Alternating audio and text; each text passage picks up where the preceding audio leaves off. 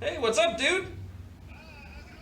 I mean, yeah, no, I mean, it's good over here. It's just, you know, we're closing in on showtime. I just wanted to make sure things are good with you. Are you all right? Oh my goodness! Wow, must be a really intense game. Okay, well, fair enough. I mean, just want to make sure you're gonna be here, though, right? You are gonna show up to do the show. All right. Okay, fair enough. Hey, man, well, we'll see you here. We're gonna knock this show out of the park. I really feel it. All right, man. All right. Sweet. See you soon. Drive safe. All righty. Wait a second.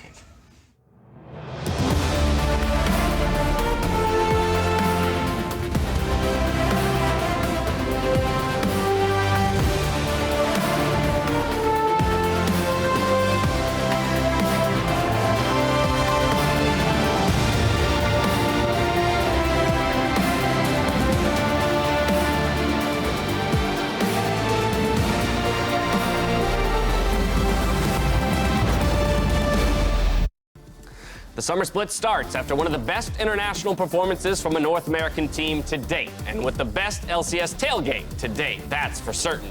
All the teams showed up with swag, games to play, and the fans are out in force. Underhand. No, you gotta go over the top. You gotta go check shooting percentage. You gotta go check out FlyQuest. This is the team that's got free tacos out there. Taco stand was amazing. Even Avali making an puppies away appearance apparently. over Clutch Gaming. Some boba courtesy of the Golden Guardians. Team Liquid out with their car, and then artists doing a phenomenal portrait mural of the team itself on the hood of that car. Ton of fun out there. We were all out there earlier. Don't lie, I didn't go out there. You didn't go out there at all? He doesn't go You're out a there. cornhole fanatic. I'm a and there cornhole were fanatic. multiple teams with cornhole. There's too many people. I got scared. I stayed indoors. What is cornhole? What do you mean, what is cornhole? It's the game with the slanted boards and the bags that you throw in the holes. How can you be on a desk with Mark Zimmerman and not know what cornhole is? I'm the This guy cornhole literally king. yells it every time. It's on air. I'm not a football. Cornhole! Like, that's how I know Mark Z. All right, well, hello, everyone, and welcome to the LCS Countdown, where for 30 minutes we look at the new players entering the league and check in on the opening day festivities until the timer reaches 0 and we jump into Champions Select. Before the banner reveal, Doublelift and Jensen shared what winning that 5-game series in St. Louis means to their legacy. One final game for the LCS Championship. No deaths just yet. Let's find the knockup in for Galio. It's one already, making a second. But Doublelift faces the kill. But it's already 3 for 1. TL's hopes are dimming, but with a huge team fight win, they could start to pull themselves back in. Acadian has no smite, though. They want to try to finish this, but Acadian's so low. And he goes down. Team Liquid win the fight. Mid.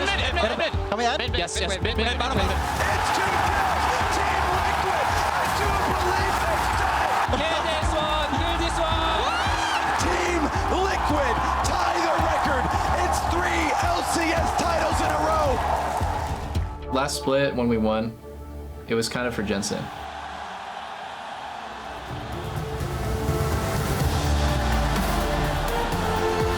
It's something I've never been able to do, even though I've been playing for 4 years. The first step of like my legacy, people will remember. I actually saw the banner, and the first thing I looked at was not me, but it was Jensen. He looked really happy. This is an amazing feeling, and it doesn't have to stop here. Like I want more. Thank you very much. I am joined by Steve Arhancet, owner of Team Liquid. Let's hear it for your current champions. Steve, it's been a long journey for the team, and it has been so successful over the past 3 seasons. 3 LCS titles in the repeat, and an incredible run recently as MSI. Overall, now that the team has had a chance to settle in, how is Team Liquid feeling? We're feeling pretty good. I mean, we obviously are on the backs of the best performance North America has ever had at an international competition. So it felt great to represent the region better than any of our previous competitors, and hopefully we can keep it up. We're a little tentative going into the first week. You know, things might be slow. We were 3 patches behind, so I mean, it's kind of tough. But yeah, the guys are feeling confident, strong.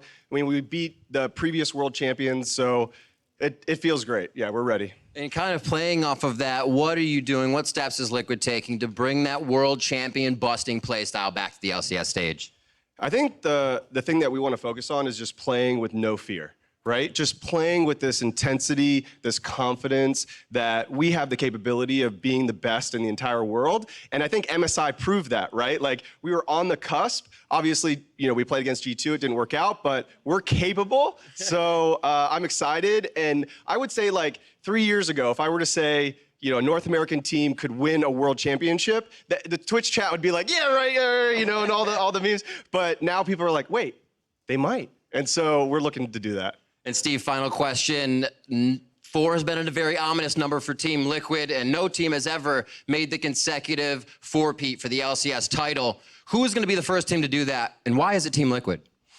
I mean, the curse of 4. So, I mean, it's our destiny, right? So, yeah, it's going to be us. Steve, thank you so much. It's always a pleasure to chat with you. We're going to throw it back to the desk right now to get LCS Summer underway.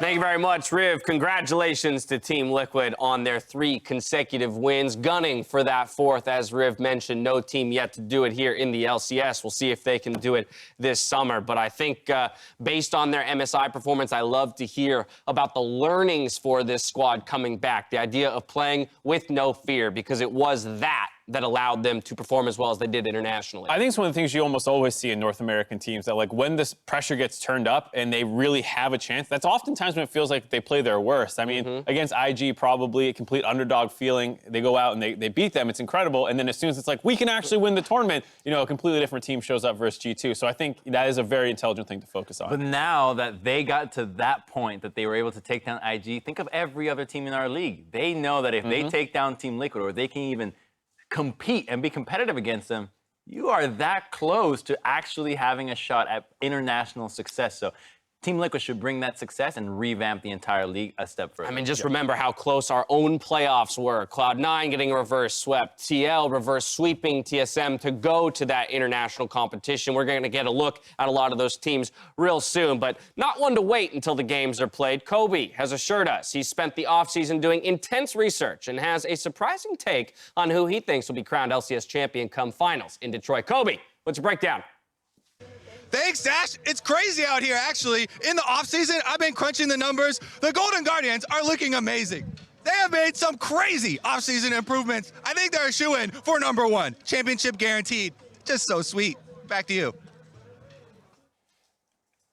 Some questionable research. Yeah. Right, well, we say off-season improvements, but it's the same 5 guys. Right, I'm a little confused, Kobe. There was just a lot of, I felt like maybe that was an influenced statement in some fashion. I've spent a lot of time with Kobe. He's one of the most unbiased people I've ever met. I don't think that he would ever have anybody influence his decisions, especially when it comes to League of Legends. Fair enough, fair enough. All right, he was the man who kept the faith in CLG. Maybe he's right about the Golden Guardians. We're taking a quick break. On the other side, we'll take a look at the new players entering the league, and hopefully Kobe gives us some actual analysis. Don't go anywhere.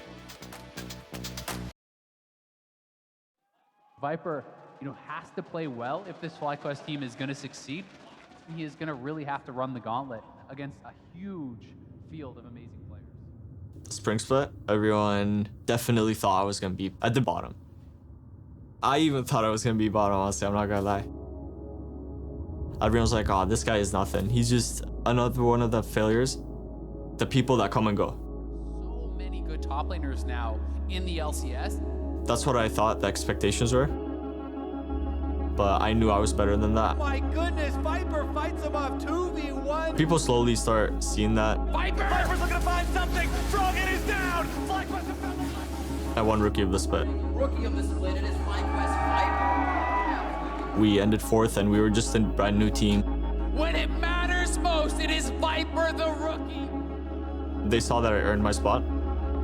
So now my expectations for Summer Split, they're a lot higher. I definitely need to be more.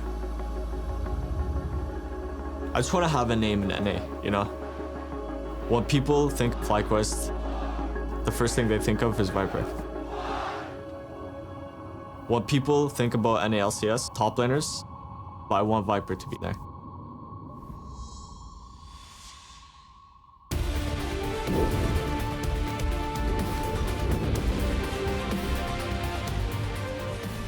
Welcome back to the LCS Countdown. We're about 17 minutes away from that first game of the day. And while relative to other summer splits, this has been kind of a quiet offseason, a few teams made some minor but specific adjustments to their, or rather reverse their spring fortunes. And for week one, they will be our players to watch. So first up, let's talk about 100 Thieves' newest acquisition in Amazing. Yeah, that's someone who I'm really looking forward to because on paper, no one would have ever said that 100 Thieves is our 10th place team. And I still don't believe it. And so while this, a lot of people are saying is a side grade for Anda, I still think that's exactly what this team needs. They need a change of scenery, some fresh blood in there to kind of revitalize the mentality of the team because that's what seemed to hold them back the most. And so when you have so much potential talent on your roster, you don't need a monstrous upgrade to unlock it. You need someone who's going to fit with the team mindset better. And we got to remember that Amazing, the videos that we just saw are from his time on TSM and NA, and he spent so much time here. He's already an NA resident. So yes, he's a European player, but he does not fill up the import slot. So that should give 100 Thieves a lot more flexibility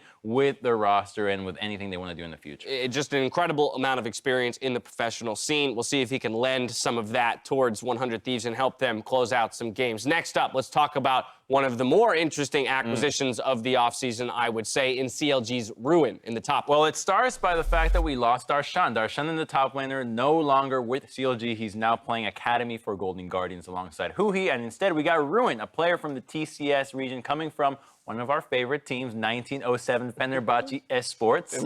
Esport. And so this is a guy that plays top lane similar to Darshan, a split pusher, likes to be really aggressive, bit of a carry. So maybe they're trying to go back to, can we maybe get Darshan from 2014 back into the team and see how that works? It's a play style that requires the whole team to play around it, though. So whereas, Amazing might come in and be a little bit more of a plug-and-play kind of guy, Rune is someone that they're going to really have to comp around if they want to unlock him. It feels like they're going to have to go one way or the other, right? Either the whole team is adapting to him or he is having to completely adapt to the other four members. Next up is a twofer here. We got Lost and Yasui coming in for Echo Fox. That means Apollo is out, and then, of course, Phoenix in the mid lane as well. And Yasui's been a guy that a lot of people have had their eye on for a long time. He's been one of these up-and-coming NA talents. It's taken him longer to develop than I think people were anticipating, but finally he's here after a fantastic split in Academy in spring. He was crushing, and so now it's about finally getting him on stage, and they're going to pair him with Lost. And, of course, with Lost joining Hakuho in the bot lane, this breaks up the longest-standing bot lane duo in the LCS, which was, of course, Apollo and Hakuho. That title now actually goes to Wild Turtle and JJ of all bot lanes from back in Week 3, summer 2018. So not a single bot lane in the current LCS has been together for a year. Where's the commitment? Where's the commitment? It's these new times. No one's committed to each other. Come on, guys. Keep it together. How do we feel, though, about Lost slotting in here alongside Hakuho?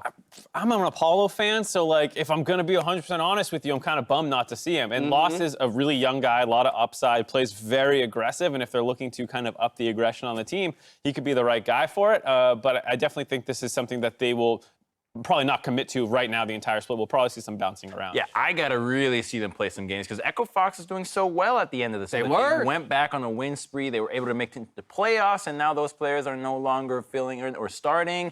I think that they must have had some really tough scrims to be able to make these changes because I love what they were doing at the later half of spring. Sizable moves for a team that was positioned well near the end of spring split. Of course, we mentioned that Wild Turtle and JJ are now the longest-standing duo in the league. Not for long. Yeah, I was going to say, but FlyQuest made an acquisition in the offseason as well, bringing over Wadid in that support position. He did play in Academy this week. Yeah, and I don't think he's playing to start today. So luckily they get to hold on to that record for a little bit longer. But it does feel like because they brought Wadid in, at some point JJ and Wild Turtle are going to lose that to whoever is next on the list. We'll have to see. But you got to imagine they want to give him some time and see how he gels with the main roster. Yeah, this is a guy who made it all the way to Worlds semifinals. Of course, we'll see how he slots in here with FlyQuest. Finally, last one we got to talk about is a player returning to the LCS stage in Cody's-san. Cody's-san is doing the Iron Man this week. That means he's playing all Academy games and all LCS games. Yesterday, he had a sick one. They are already 2-0 in Academy and looking to do the same thing on LCS. And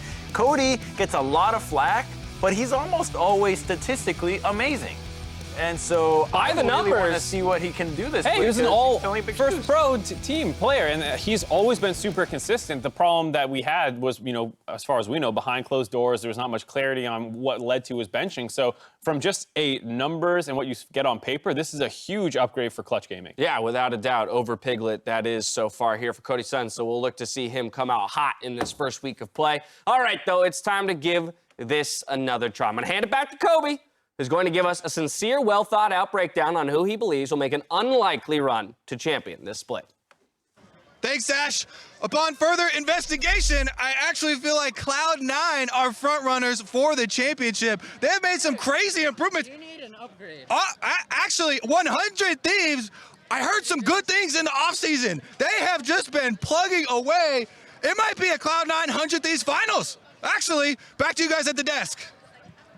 They didn't even give him the new hoodie. They don't really like Kobe that much. They didn't give him the He three-stripe looks one. like an old man just said, hello, fellow kids. I do with a side hat. Old man Kobe. I love, well, at least the tailgate looks fun. I'm still very on the fence about all the analysis that's coming out of Kobe's camp this summer. But for now, we're going to take a quick break. And as we go, help make our esports community better by purchasing the Pride Athletics Esports Pride shirt at prideathletics.com/esports. Through their partnership with Riot, 10% of all proceeds go towards the Trevor Project. So order yours today, and we'll see you on the other side for more LCS Countdown. Welcome back to opening day of the summer split, where game one kicks off in just about 9 minutes. And last split, we introduced the LCS stock market Nilo system, where the analysts are given investment portfolios that they then use to flex their big brains and make big bets on the teams they plan to give returns. First up, let's see where the market opens this summer. Ring the bell. Taking a look at all the prices for these squads, I'll give everyone a reminder of how these are calculated. Every individual player on a team is given an ELO value that rises and falls as they win and lose games. So, of course, new, fresh players coming in start at 100. The points move from there. We then, of course, accumulate the value of the team, and that's how they are priced. So I think the thing to point out here is that our spring split champions and the team that finished in first, Team Liquid, is actually sitting third here on the list. And that's because they lost a lot of games in the back half of the regular split season, and that ended up dropping them down. Remember when we went into playoffs, we were wondering, is Team Liquid even going to be able to beat a lot of these teams out? Yes, we found out that they were able to do so, but TSM and Cloud9 were very strong in playoffs at the end of the regular split, so that's why they're higher. Yeah, the other thing to remember, too, is it's about 2-week buying and selling periods. You have $5,000 or what points at the beginning, and so a team like Echo Fox right in the middle might be a little interesting, but you need to realize they're playing all three of the top 3 Titans, and then the other team they play is Golden Guardians. They're playing 4 playoff teams. You probably don't want to buy them. Right. As Mark just mentioned, if you want to play along at home, you start with $5,000 to spend, according to those prices that we had listed for you. We tasked both of these guys here, as well as some of the other broadcast members on the team, with doing exactly that. So, Crumbs, we're going to start with you because you're throwing all 7 of your votes behind TSM here, who sits second highest on the list currently. Explain this logic. So my strategy is very simple. You should do this at home. Buy high, sell higher. All right? TSM is on a complete warpath. I love what they did last split. Remember, they almost full swept Team Liquid in the finals. I think that if they had a little bit more composure, they would have been able to do so. This team, I think, is just on the complete up and up. And this is me saying, I think this is the split for TSM. I'm going all in. I'm going to continue to buy TSM all split long. Mark me down. I don't care about all the other teams. It's not about predicting a winner. It's about trying to make the most money. I'm not sure Crumbs understands the game, Mark. Buy high, sell higher. Every 2 weeks, you look at the buy, so take a look at why I TSM's lost on my upcoming Bitcoin. schedule. They do, of course, have a rematch of the finals here against Team Liquid. That'll be a tough one. If they do get the victory, it'll net a lot of points. They follow that up with CLG, FlyQuest, and Echo Fox. Some middling opponents, at least by the standing sake. Mark, let's talk about yours, because you went for 13 shares of 100 Thieves. I can buy twice cheapest, as much. Our cheapest team in the league. Cheap. They were 10th place. They went on a horrible start at the end of the split, but I don't think anyone really believes they're actually the 10th place team in the league. So they're so much cheaper than everyone else that even if they go 2-2 in that schedule, it's only Team Liquid who's the playoff team, but they're so far above them. It's an ELO system. The loss will not be that significant. And then they're playing a bunch of other non-playoff teams, which I think they can easily pick up wins against. You go 2-2.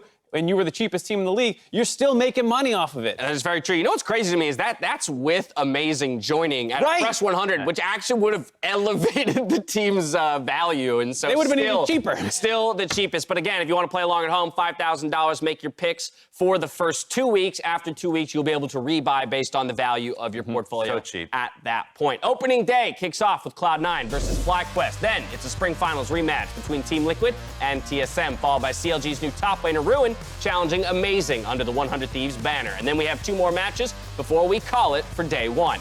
Now cast your mind back to the end of Spring Split. The conversations around the league were concentrated on which of the bottom 7 teams could contest the league's titans, Team Liquid, TSM, and Cloud9. And as you both recall, our crew was divided on who would actually take the title between those top 3. Right, there's this rock, paper, scissors thing going on where C9 would lose to Team Liquid, beat TSM, who would then beat Team Liquid. And, you know, all throughout the regular season, they were going back and forth. They were clear-cut the best 3 teams in the league. But then when playoffs rolled around, that rock, paper, scissors reversed and went the other way with TSM reverse sweeping Cloud9, who then got reverse swept by Team Liquid. So it was a complete mess at the top of the table, but it was still clearly those 3. And the thing that makes these teams titans is that they're always really good at just dispatching competition that is slightly weaker. They really won't drop games that are unnecessary. Right. And that's why towards the end of the first half, we were looking at Team Liquid and we were really worried. They were dropping games to teams that they definitely should not have lost games to. And so that's where the trouble started coming in. But I think that now they'll pick it back up. You got summer,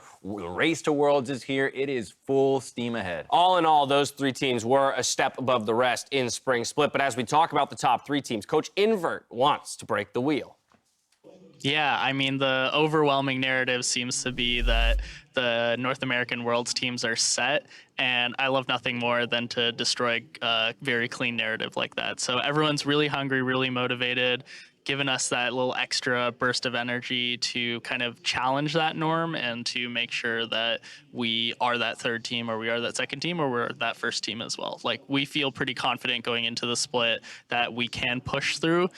We set up our practice differently to make sure that we're learning more and that we're improving at a greater pace. So for me, I want to destroy that narrative. I want to be one of those teams at Worlds. So Invert coming to destroy that clean top 3 narrative. And while all of that was happening at the top of the table last spring, teams were trying their best to prove that they could be in the same conversation. Closest to making a case was our 4th place team in FlyQuest. Yeah, I mean, this team actually has a lot of OG talent that means that you could make a claim for being that top 3 team. You got Paul Belcher, you got Wild Turtle, Santorin as well, which we've seen for a while, and then Viper, who got Rookie of the Split, and then you got JJ, who's now swapping time with Wadid, a really good European support. So the team has the talent to do so. It's just a matter of can they get to that point, because they faltered in playoffs last split and they're a new team. So maybe they got some good lessons there that they can apply on this time around. And a lot of people are looking to the younger guys for where that improvement's going to come from the most, especially Santorin and Viper, both them grind lording and solo queue recently, hitting top 10, Santorin hitting number 1. So people are looking at them, and especially Viper, I think, coming in as a rookie of the split last year, and he's going up against the 2018 spring rookie of the split, which was Licorice. Those were their stats for their rookie split, and you see how good Licorice was. So dominant. Viper came in much more of an underdog, wasn't super hyped up, and kind of stole it out of nowhere. But I think where they go from there is the thing that you want to look forward to, because Licorice is the creme de la creme of North American top laners, and Viper wants to break into that mold. Yeah, I don't tie too much into it. There are different years, different splits, different metas, but yeah, it looked really good for Licorice compared to Viper there. And the hopes for me is that things are shifting to the point where a top laner is expected to play wonky champions. They have to bring out your pikes. You got to have all the flex picks. You got to be able to use any matchup that you get the advantage in. And so if you can give Viper that freedom, we know what he can do on these niche picks. He was a Riven 1 trick at one point. I think that he can pull it off in all the other ones. We saw in that little feature of him earlier in the show that he definitely has the drive to be in the conversation for best top laner here in North America. I will end the first countdown of the split, though, like I have the ones before it, with your predictions for our first day of games. We're throwing them all up there at one time. Ooh. Both of you calling C9 over FlyQuest. Both of you claiming that TSM will get the better of TL in the rematch, but CLG 100 Thieves, middle of the day. Mark Z going for 100 Thieves. He's biased. He's biased. He obviously bought stuff. But they did make a roster change you believe will shore up. You kind of mentioned the whole plug-and-play aspect, whereas for CLG there might be a bit more of an adjustment period. So I'm actually more curious on your end, Crumbs, why you have the confidence in this squad out the gate. Well, I think that last time around when these teams faced off, you would almost certainly give it to CLG. So this time in this split, 100 Thieves made a lot of adjustments that take a lot of time to get used to. You got a new jungler and a new mid laner as well. Those are some of the most important roles in the game. To come in game one, you're gonna tell me in the new meta you've already figured yourself out and you can beat CLG? I don't think so. I think that CLG is gonna be looking a lot more prepared here because they made less drastic changes. Plug and play, they got it, no problem. I got 20 seconds left, so I'll just say we'll see. Fair enough. We shall see. That's the third game of the day. We're kicking it off with Cloud9 versus FlyQuest. With that, we're throwing it out to the Battle Arena. Kobe and Freak, take it away. Thank you very much, Dash. We've got an amazing audience here in Los Angeles. Cloud9 taking on FlyQuest. And as you can see from their screens, Champion Select has begun.